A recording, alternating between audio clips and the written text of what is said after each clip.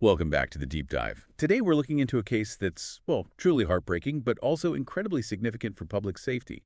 We're talking about the disappearance and murder of Kaylee Sawyer in Bend, Oregon, back in 2016. Yeah, it's a case that really forced some major changes. Kaylee was just 23, a dental assistant, also studying at Central Oregon Community College, COCC. Friends described her as super creative, into photography, poetry, just really vibrant and happy. And the night she disappeared, July 23rd, 2016, she'd been out celebrating a friend's bachelorette party. Things seemed normal until she got a ride home with her boyfriend. Then there was an argument, she vanished, and this whole terrifying mystery unfolded. Exactly. So today, our goal is to really unpack this. We need to look at the confusing timeline, the killer's identity, which was, well, a huge shock, his crime spree across states, and maybe most importantly, the legacy, Kaylee's Law. Right. It led to massive legislative changes around campus security. We've got police reports, court documents, news analyses. It's a complex picture. Definitely. We'll try to distill the key insights for you, make sense of how this one tragedy spurred such big institutional shifts. Okay, let's start right before she went missing. Kaylee and her boyfriend, Cameron, they argued driving home from the bar, maybe about her dancing with someone else, sources suggest. Yeah, tensions were high. They pull up to their apartment on College Way. Cameron gets out, needs to cool off. Kaylee stays in the car, says she needs space. And when he comes back, just, 10 minutes later? Yeah. To apologize? The passenger door is open, and Kaylee's gone. He starts looking immediately, obviously frantic, texting her. And those texts, they just add to the confusion, don't they? Short replies like, my phone's about to die. Right, and then that final really jarring message. Are you kidding? Because that's goodbye. Then nothing. Phone goes dead. The police get involved right away, but there's this weird early hiccup that really complicated things. They tried pinging her phone, but the signal they were tracking, the one bouncing all over Bend, it was an old iPhone, still linked to her Apple ID, but not the phone she actually had with her.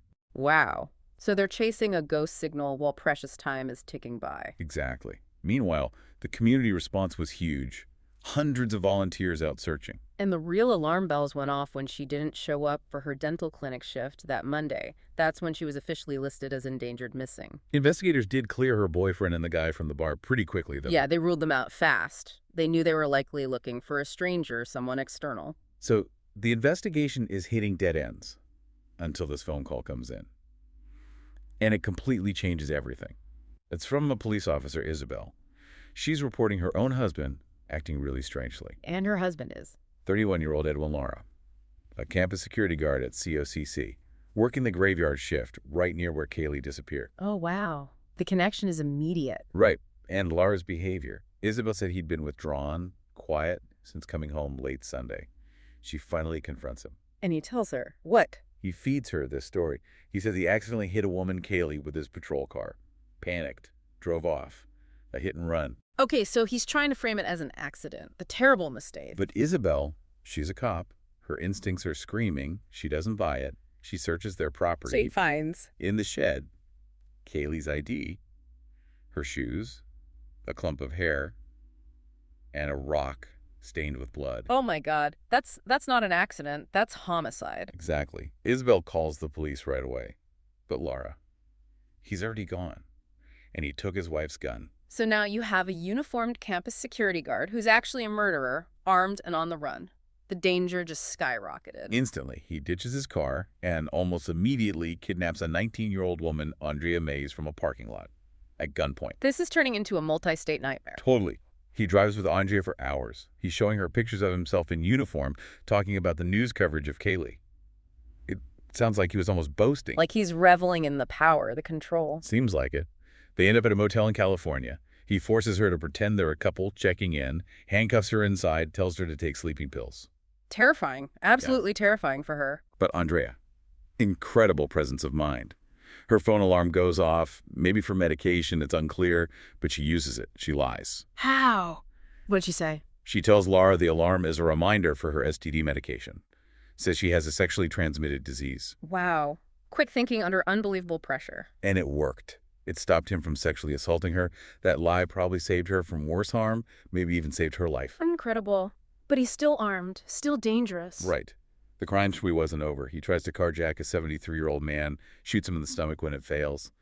The man survived, thankfully. Good grief, it just keeps escalating. Then he successfully carjacks a 76-year-old woman and her 2 grandsons. Forces one of the teens to drive for a bit before letting them all go. Unharmed, luckily. The randomness, the violence. It's chilling. He seems completely desperate, but also methodical in trying to escape. And while he's driving, he does something really bizarre. He uses Andrea's phone, records a video apology to Kaylee's family, posts it to Facebook. What was it called? Murderer on the Loose. He confesses to killing Kaylee in the video, saying she kept screaming. Unbelievable. Then what happens? Eventually, he calls 911 himself, gives his location, says he's wanted for murder in Oregon, and then adds this detail. Asks the police not to be rough because he has asthma. That's surreal, after everything he's done. California Highway Patrol spots the car, there's a chase, speeds over 100 miles per hour. Finally, they catch him. Just before they arrest him, he records another message, promising Kaylee's family he'll tell them where her body is. Okay, so he's caught. Now let's talk about what actually happened to Kaylee, because his initial hit-and-run story was obviously a lie. Right.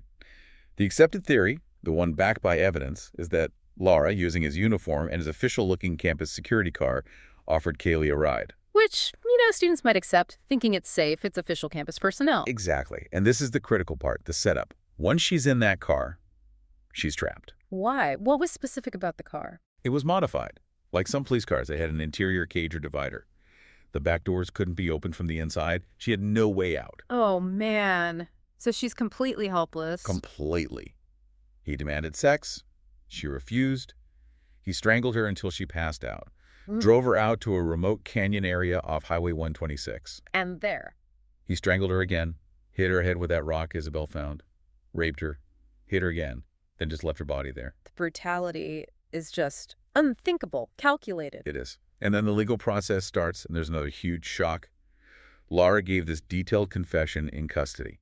Really laid everything out. Okay, so that should be slam dunk evidence, right? You'd think so. But a judge threw the entire confession out. It was inadmissible. What? Why? On what grounds? It came down to his rights while being held in California before extradition. He requested to make phone calls, basic right, and they denied him. Seriously? They denied him phone calls, and because of that procedural violation, the confession detailing the murder gets tossed. That's exactly what happened. It was a massive blow for the prosecution. Their strongest piece of direct evidence was suddenly gone. So, prosecuting the murder just got a whole lot harder, riskier. Precisely. There's suddenly a real chance, however small, that some technicality could lead to a lesser charge, or worse. It put them in a terrible position. Which forces them toward the plea deal, I imagine. Exactly. In January 2018, they reached one. Lara pleads guilty to aggravated murder and robbery. He avoids the death penalty. Okay, so life in prison is secured. Yes. But here's the really difficult part of that deal. The prosecution dropped the sexual assault charge. They dropped the rape charge. Why would they do that? Because, without the confession, proving the sexual assault beyond a reasonable doubt might have been complicated. It could have required introducing evidence or arguments that might have jeopardized the murder conviction itself. They prioritized securing the life sentence without parole above all else. Wow. That must have been an absolutely agonizing decision for Kaylee's family to agree to. Unimaginable. But they did agree, likely wanting the certainty of him being locked away forever. So we got 2 life sentences. It really underscores those tough compromises you sometimes see in the justice system. Certainty versus pursuing every single charge. Yeah. And that brings us to the institutional fallout. Kaylee's family didn't just stop with the criminal case. They filed a major lawsuit against COCC. Right. Arguing the college shared some responsibility. What were the main points? 2 big things. First, a failed background check. They argued COCC didn't adequately vet Lara. And second, people had raised red flags about him before the murder. Oh, like what? Well, sources say at least one female colleague, another officer, refused to ride patrol with him. Said he scared her. But apparently no real action was taken. That's damning. Ignoring warnings like that. And the lawsuit also zeroed in on those security vehicles, how they looked almost exactly like city police cars. Right, the uniforms, the vests, the handcuffs, the pepper spray, and those interior cages. Yeah, that whole setup, that visual mimicry, allowed someone like Lara to project authority he didn't legally have and gain trust under false pretenses. A student like Kaylee would see the car, the uniform, and assume safety. So the college settled that lawsuit. They did, for $2 million in 2022. But the legislative change actually happened much faster. Kaylee's Law.